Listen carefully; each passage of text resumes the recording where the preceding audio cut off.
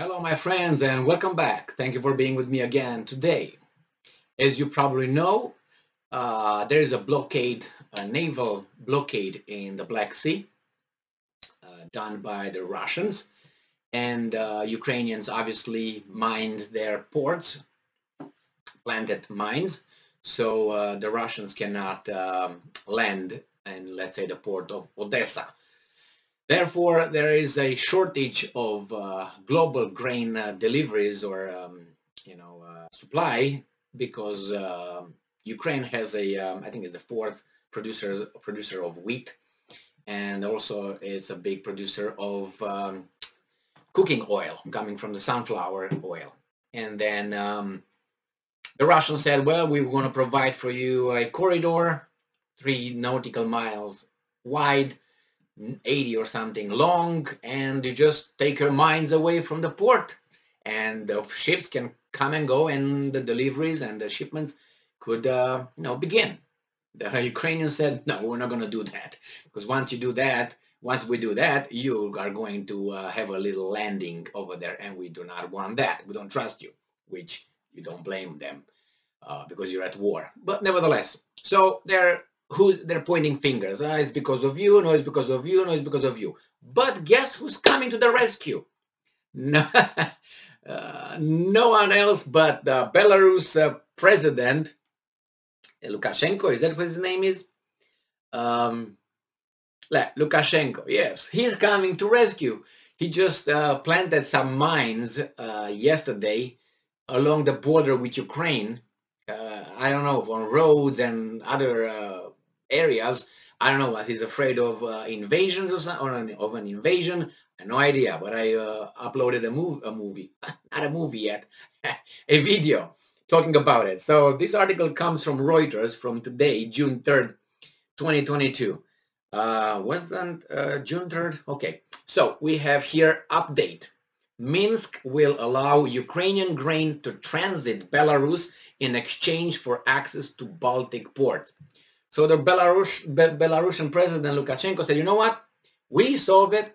You transport your grain over our territory, cross it. We're going to go to the Baltic states, to the whatever ships wait for you for the grain over there.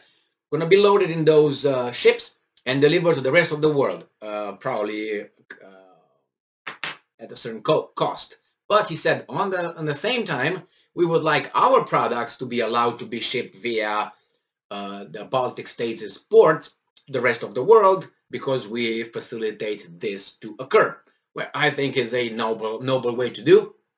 I think the Ukrainians, if they have the logistics available, they should do that, and transportation, all that. I think, yeah, if you really care for the world, you should do that.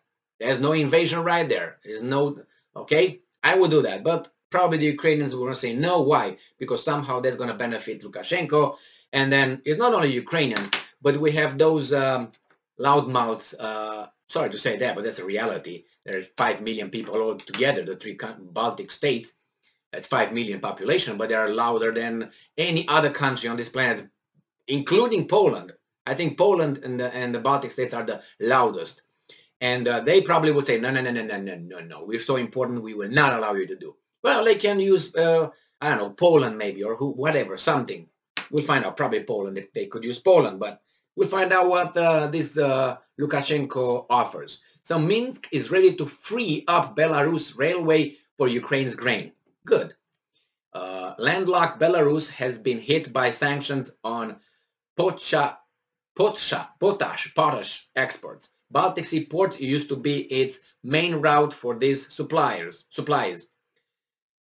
June 3rd, Minsk is ready to allow the transit of Ukraine's grain to Baltic Sea ports via Belarus if it's allowed to ship Belarusian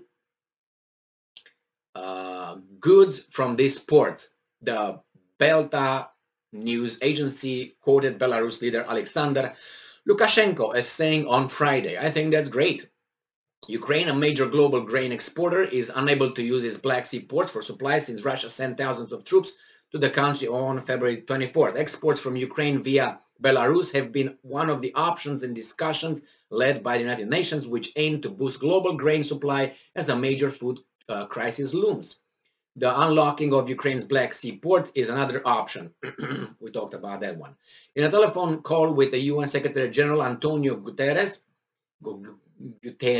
on Friday, Lukashenko said Belarus was ready to free up needed capacity on its railway for Ukraine's grain and proposed organizing talks between Belarus, Ukraine, and the countries which are ready to provide access to their ports, Belta said.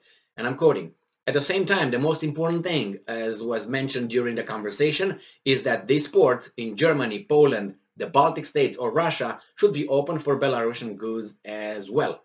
So yeah, Germany, Poland, if their heart is so much hurting for the rest of the world, they should. It's just easy fix, I think, but it's not that easy if you look at it from different interests. All right, so what do we have here? Financial sanctions imposed on Moscow since February 24th also hit Russian fertilizer exporters, and the damage global supply chain added to the risk of food crisis.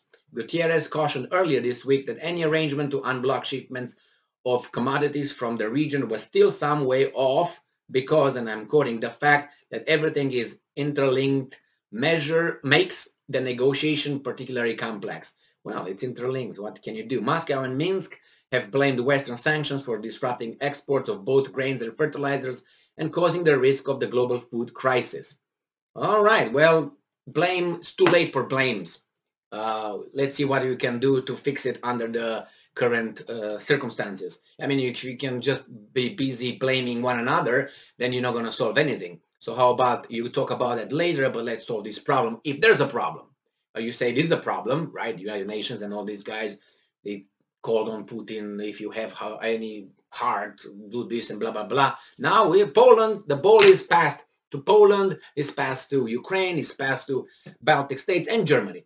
Now, if you guys have heart, come on, allow this grain to cross Belarusian territory and allow Belarusian goods to be shipped that way. I mean, what, do you want me to do it for nothing or something? Yeah, basically that's what they want probably.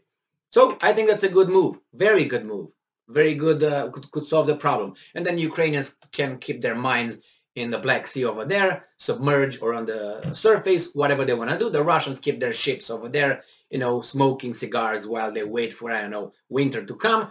And these guys can deliver and ship their grain across a territory to the Ukrainian territory through Belarus, Poland, Germany, Baltic states.